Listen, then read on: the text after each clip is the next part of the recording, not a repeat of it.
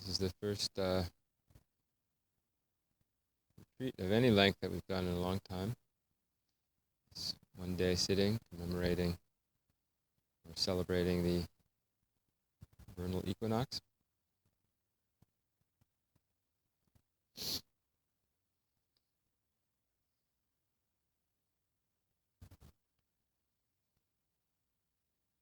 One obvious question that we might want to keep fresh in our minds about our practice anytime, but it becomes particularly more noticeable during retreats, is why are we doing this? Why are we doing this crazy practice?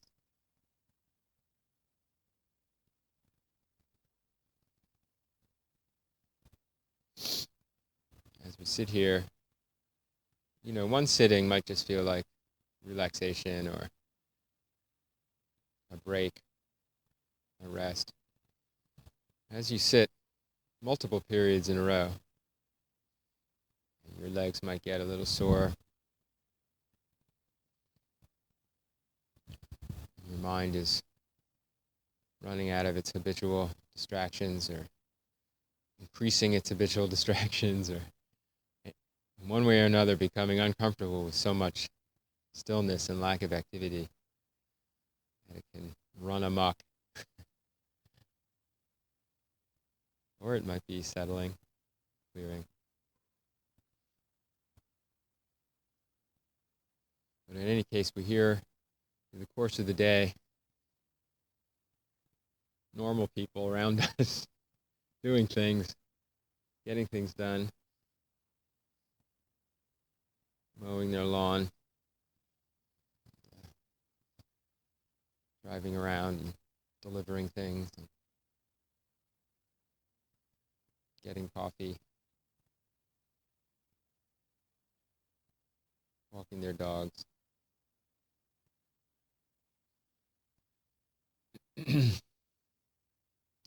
We might think, what are we doing here? Just sitting here. We're not doing anything.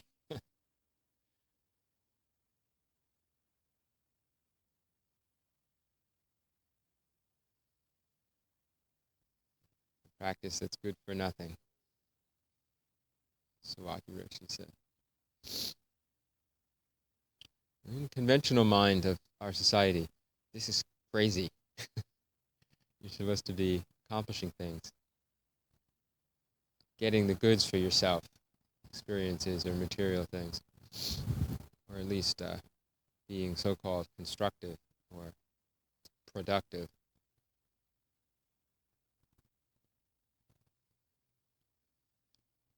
And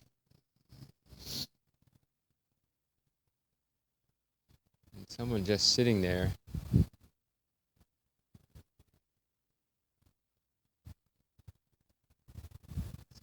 quite subversive to the dominant paradigm.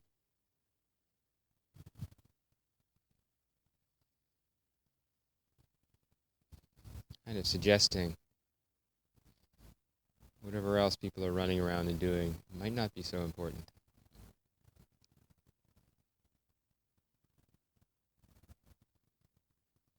And recently in our class, we were reading teachings of a Zen teacher who uses somewhat traditional Dharma combat language, koan language.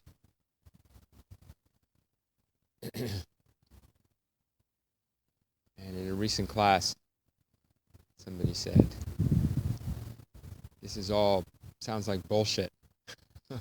What's the point of all these nonsensical words? Paraphrasing.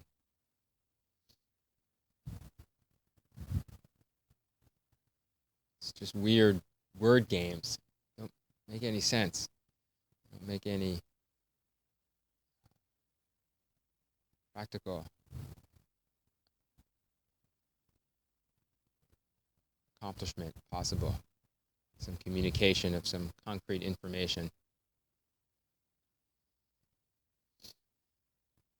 But I would suggest those words, does a dog have Buddha nature? no.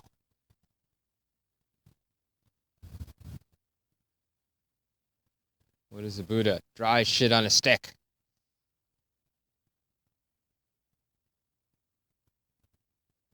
That was Unman's exciting one. Dongsan's was 3 pounds of flax. Sometimes 3 pounds of hemp.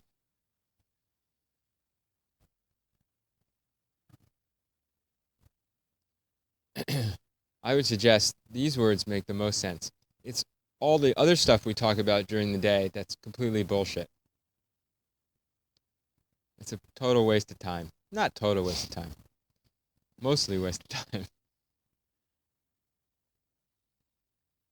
And doesn't make any sense. It's all built on assumptions that aren't true. Assumptions about me and you and how we're going to accomplish something in the future and how we're going to develop ourselves, how we're going to become happier. And it's not true. And it doesn't work. And we keep talking about it.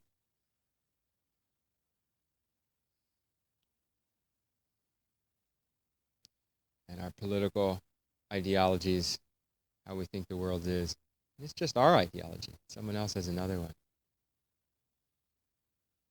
Never accurate in terms of what's actually going on. Just a perspective.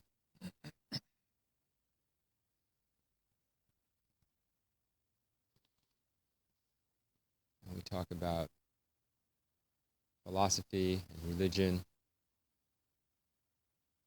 and it's all just our conditioned thinking. Maybe conditioned from childhood, maybe conditioned from last week when we met someone influential, but it doesn't matter.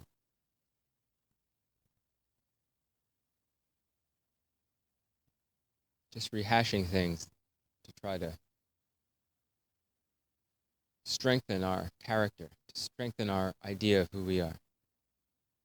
Make us look a little better compared to the next person.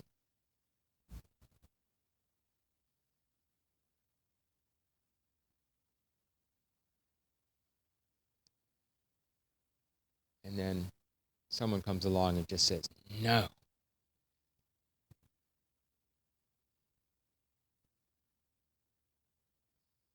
All your religious, highfalutin ideas, the same as this bag of flax.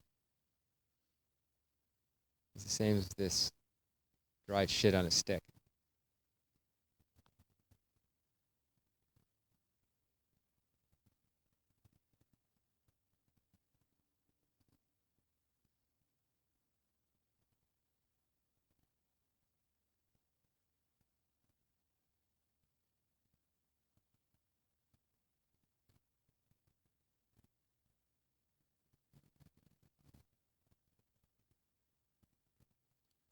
When Emperor Wu asked Bodhidharma, the highest teaching of the holy truths of the holy Dharma. He was a monk from India in the early days of its Zen's transmission to China. And the Chinese emperor was very happy to have a well-respected monk who traveled all the way from India.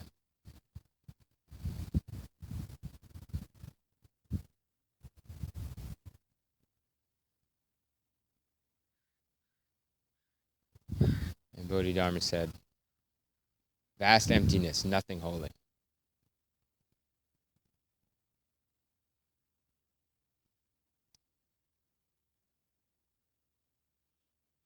But later teachers, that was a little too much explanation, so later teachers were a little more to the point. The oak tree in the garden.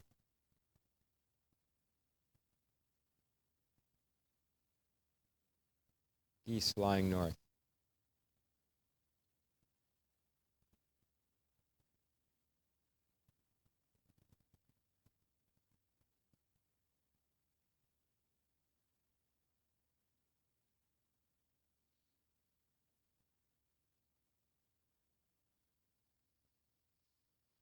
So this kind of language, this kind of speech cuts off all your ideas, all your fantasies, all your hopes, all your fears, all your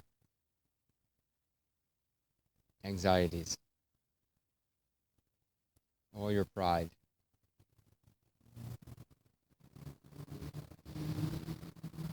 all your plans.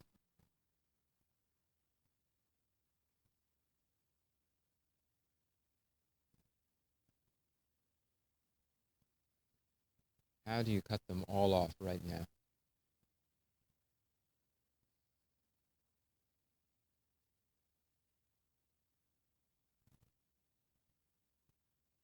This is the speech that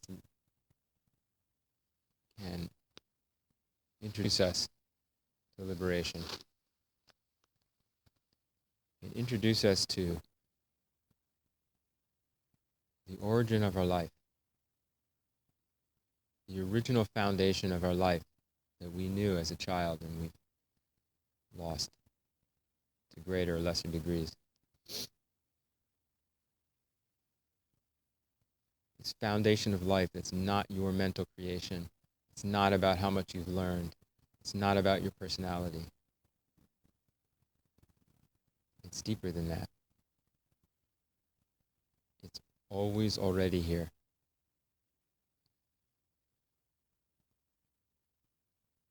And when we take this posture, this asana, the Buddha's asana, which means awakened one's posture,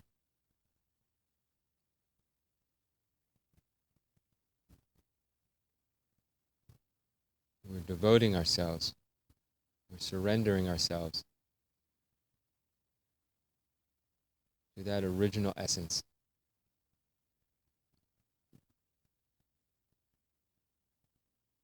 We're opening ourselves to the ultimate truth of this moment. Far beyond any ideas of the divine, we have the actual divine happening, and we give ourselves to it. Because we recognize most of the time we're ignoring it. We're so caught up in our dramas.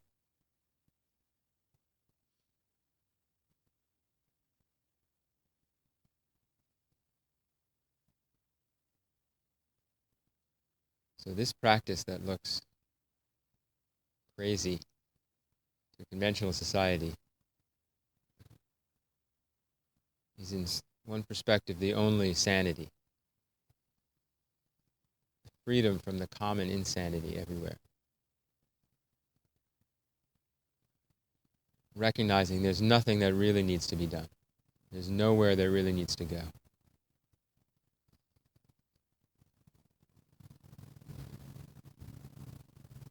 I'm not in charge anyway, so I give myself to what's actually here, not to my imagination, not to this person's words or that person's words, but this actual happening, this actual reality,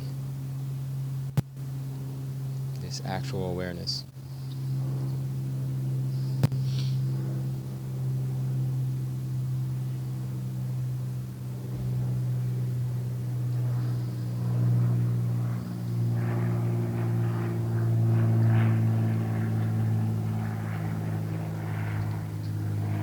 Come to sitting, we settle our body, we settle our breath, and we can ask ourselves, whether you use the words or not is not important, but you can ask yourself, what am I? Who is this?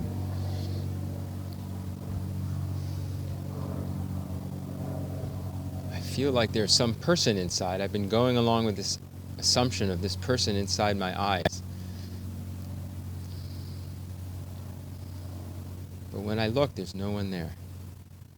There's just this awareness happening. There's no one there to worry about. There's no one there to have had a less than satisfactory background so far, history of your life. It didn't work out as well as you thought. Or maybe a history that you think was really wonderful and that's gone. There's no one there that has that. It's just a memory arising and disappearing. And there's no one there that has a future. It's just ideas arising and disappearing in this one awareness.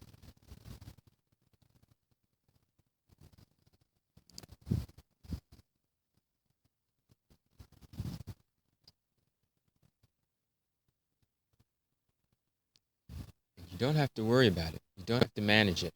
You don't have to control it, because you can't. It's just shining.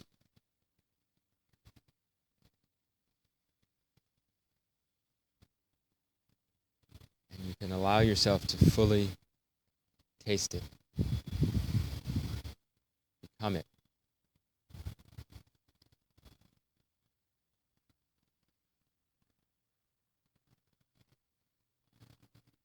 And that's what we're doing sitting here. You might just have little tastes of it once in a while, and the rest of the time just watching the incredible drama of all kinds of neuroses coming up in your head. And that's okay. That's how it has to be. Just your karma working itself out. If we're steadfast, have great patience,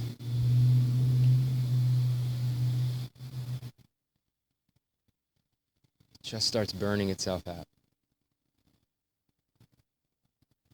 It just starts being less and less substantial, less and less believable.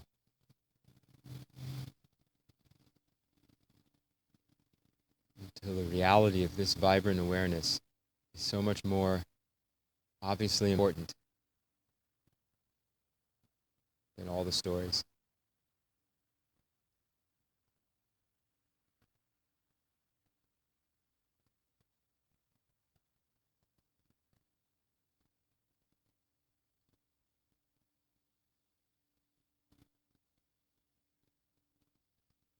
You can sometimes feel embarrassed about all the talk we've done, all the things we've believed and chased after.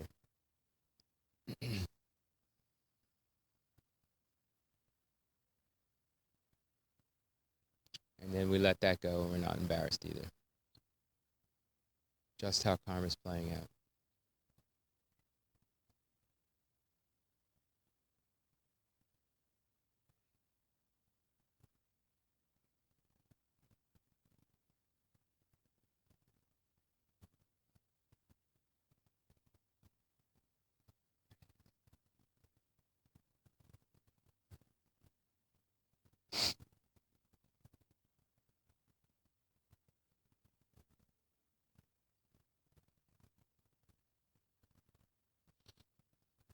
And our speech, when we do open our mouths, can become more simple,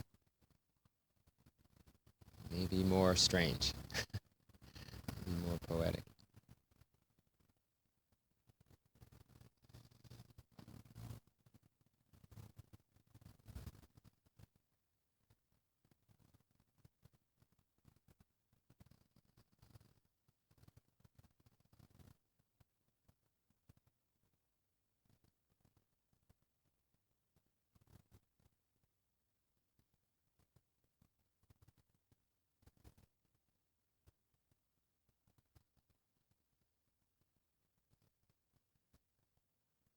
What's your opinion on this controversial subject?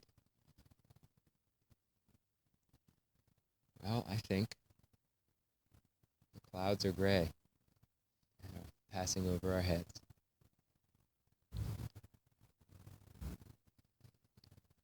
I think this bell goes ding, ding, ding, ding, ding, ding, ding.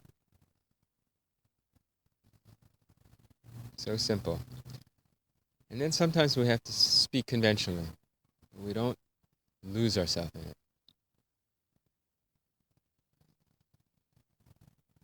Remember our feet on the ground and the air in our breath.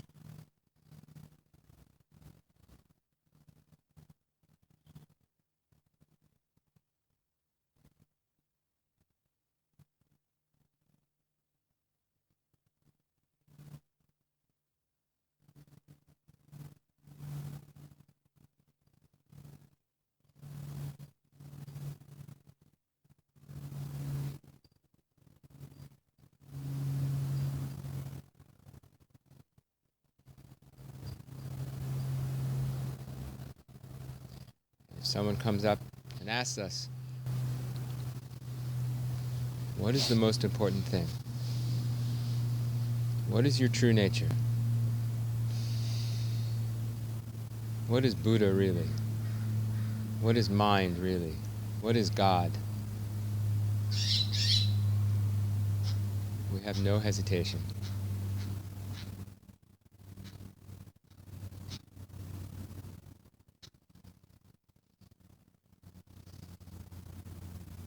We're swimming in it.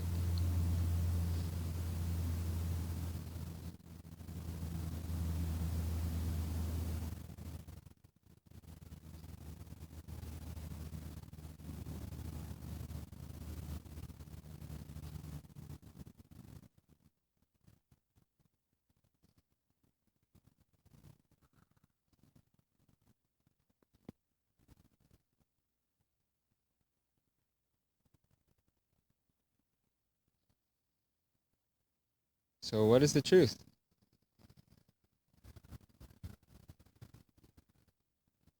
Anybody? That's actually a question I'm asking you. It's windy. What can you do before that, in case we're a little, in case we're a little sluggish? Good. Only that? What else? Grass is green. Wind is blowing. So simple. So simple. There was this time when we were sitting at Dharma Rain Zen Center in the downstairs area, and we were talking about compassion for animals. And there was like 30 people in this crowd, and I swear to God that this little mouse that was, I guess, hiding away in the, there's like mice in around like the boiler room, like snuck out very slowly, gingerly, and like walked right out in the middle of the circle of 30 people. And like everybody was totally astonished. And I still want to know if somebody planted that mouse. It was like a tame mouse, and it was just like a trick, because that was too far out. But maybe it doesn't matter.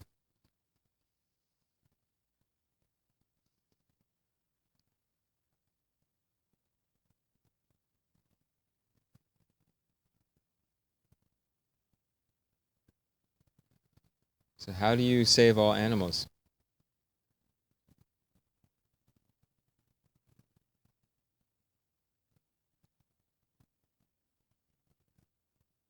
You know how, Guy?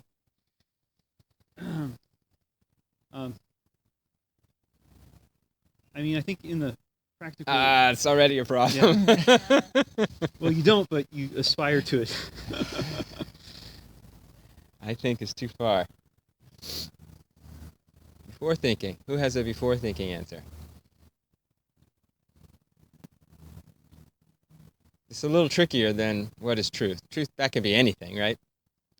But now I'm making a little specific. How do you save all animals? It still is very broad.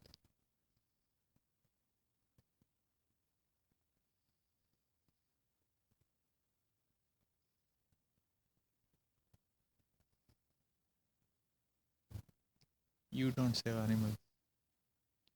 That's true, philosophically. But you have to save all beings from suffering also. How do you save all beings from suffering?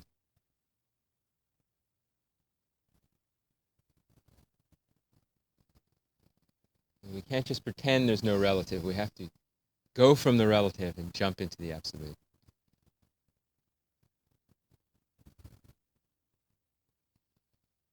You take the vows. Well, take the vows is just to orient yourself. How do you manifest the vows? Once you've taken the vows, how do you live that? That's what I'm asking.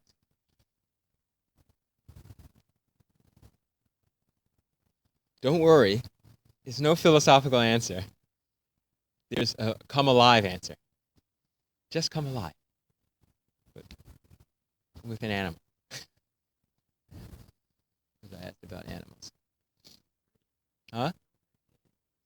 Don't hurt animals. We already understand that, but still we seem to hurt animals. A lot of people seem to hurt animals they don't mean to.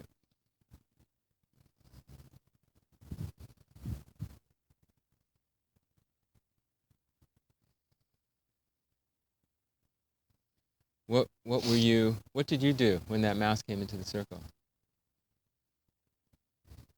Everybody was shocked. Shocked.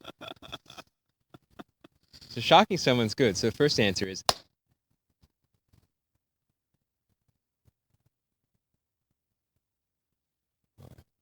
there's an animal. There's a way. I'm trying to learn this tiger qigong form that I learned long ago and forgot, so I can show you all. And it has that. You have to do that. The body twist. It's very nice.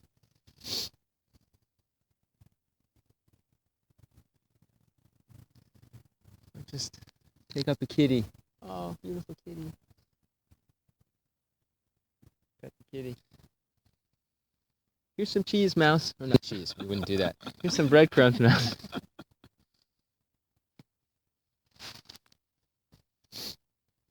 So all beings and all animals are your imagination.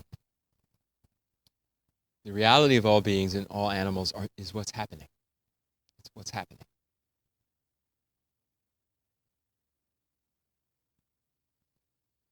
So you see a bird on the ground, you pick it up. It's a broken wing.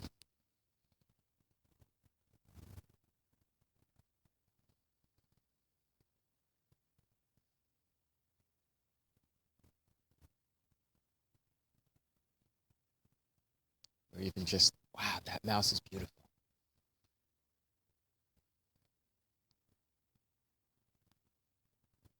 Or a better answer would be even more dramatic.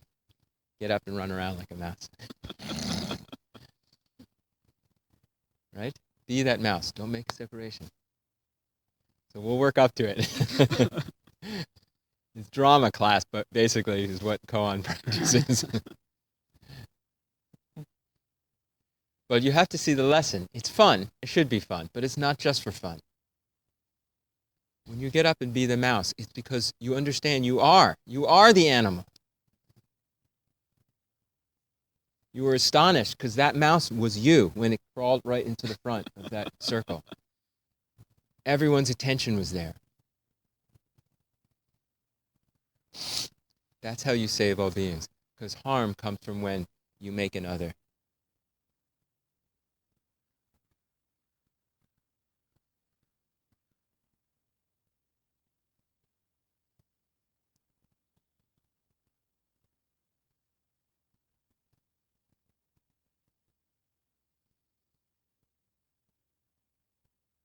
So if we can just completely become everything that's happening, not thinking about how are we going to fit into that, because there's no we anymore. There's no me anymore. Just fully engaged.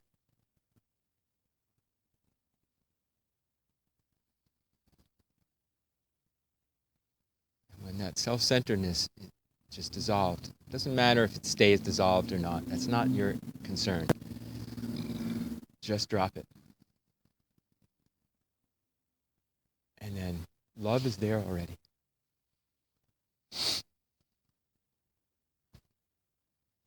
Find that out. Discover what's there.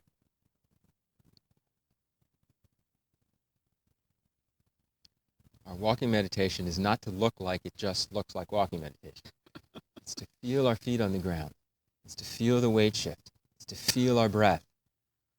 It's to let the light in. When you're doing all that, and then a worm is there, and someone's going to step on it, you just move it. Very simple.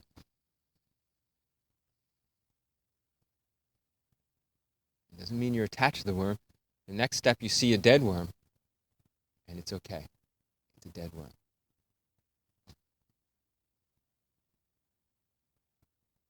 You take the next step.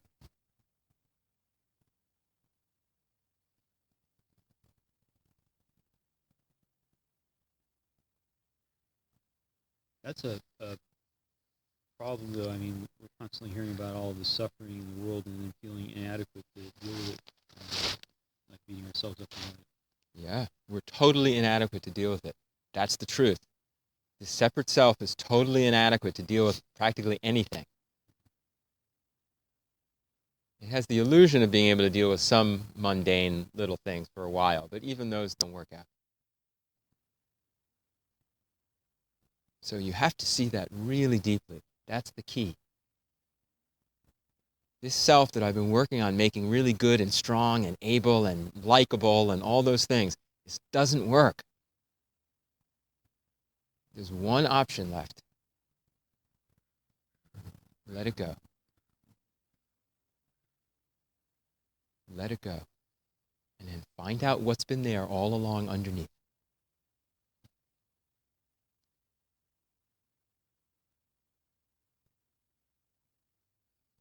And the actions of what's underneath is limitless. Because it's not being filtered through your self-centered mind. It's not bounded by thought.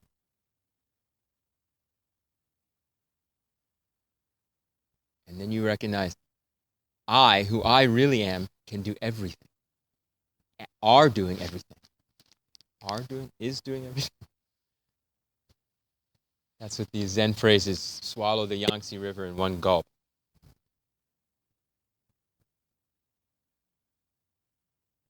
Grab the moon out of the sky, all this kind of language. The little self can't do it. True self, beyond thinking, is already doing everything.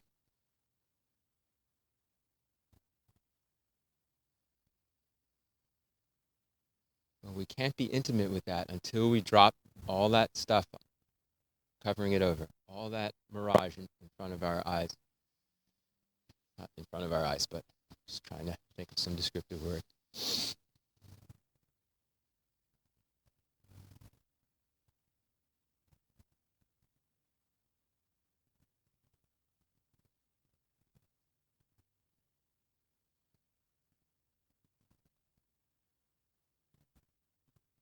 Drop the veil that has so much trouble making anything work and is so inadequate and is so overwhelmed by the problems of the world.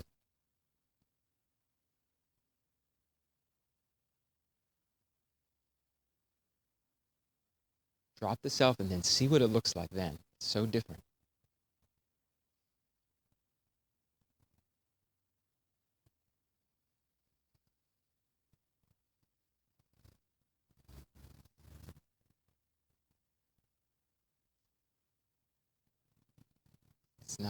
It's not like complacency, it's the opposite. Full of life, full of vibrancy. Just your actions have no strings attached.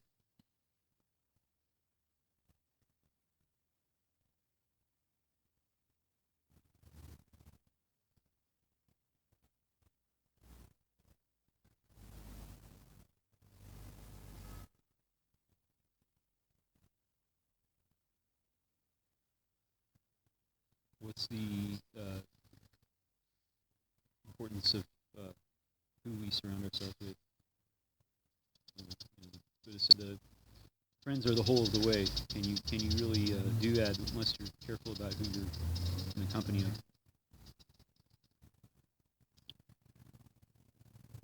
We're always in company. We're always in Sangha.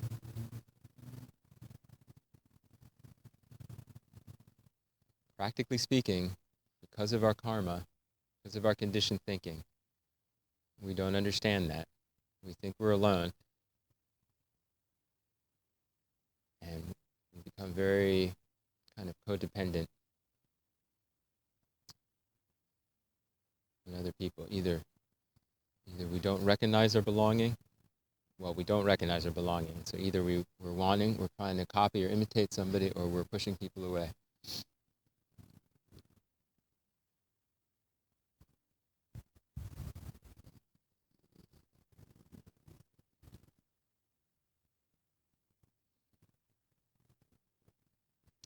The only person that can be alone is the make-believe self-idea. Awareness itself can't be alone.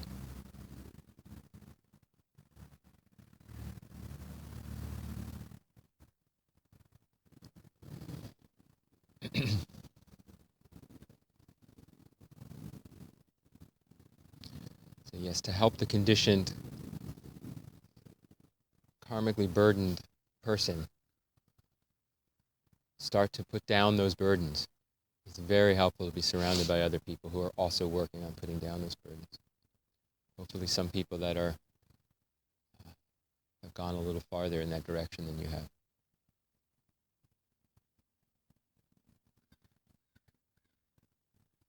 And the people who've gone less far than you have, you can help.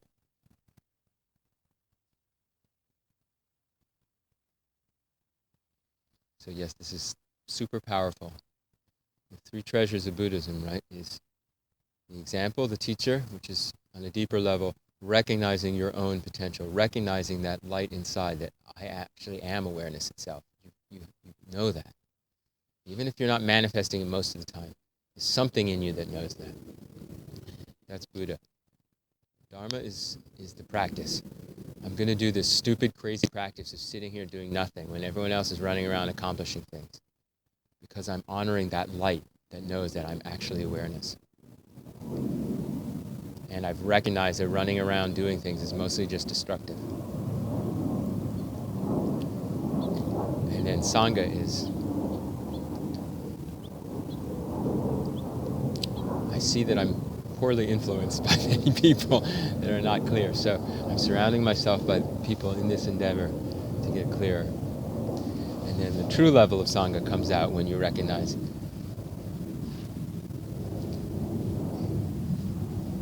this is all Sangha. This tree, these clouds, even that airplane is my Sangha.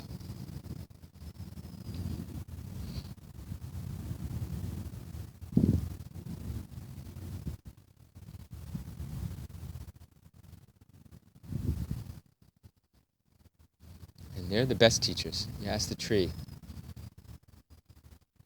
what truth is, or what's the problem, or what did I do in this hard decision. Just ask the tree, and it always gives you the right answer. It doesn't have to be a tree, obviously.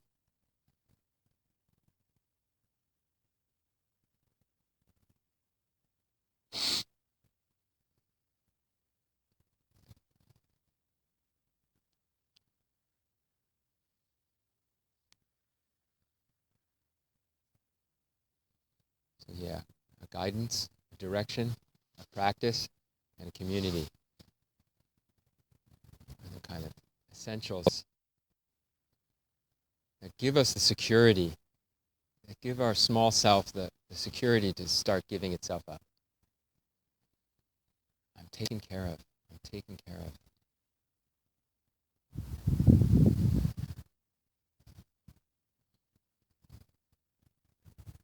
My essential nature will take care of me. My practice will take care of me. My Sangha will take care of me.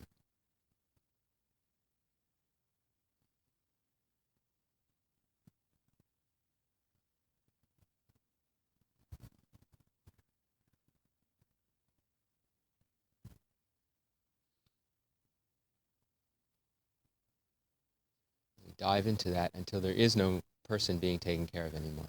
There's just Buddha, Dharma, and Sangha happening. And they're not three things. They're just three ways of looking at one thing happening.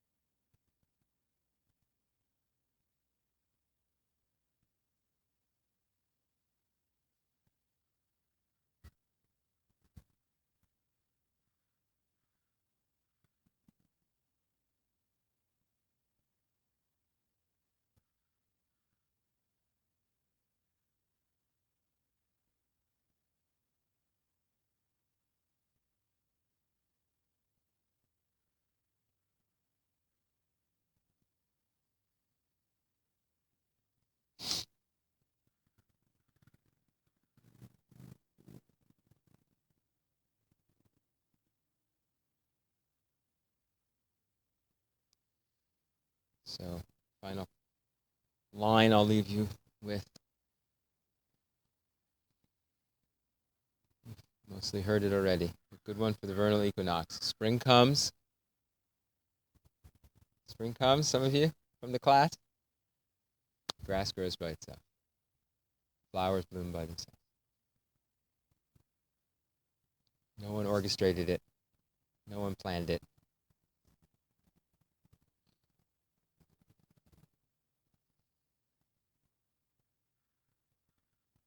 Spring comes, grass grows by itself. What does this mean?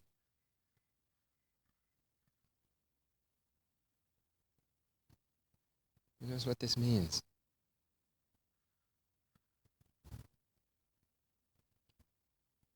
Spring comes, 9 people sitting in a circle.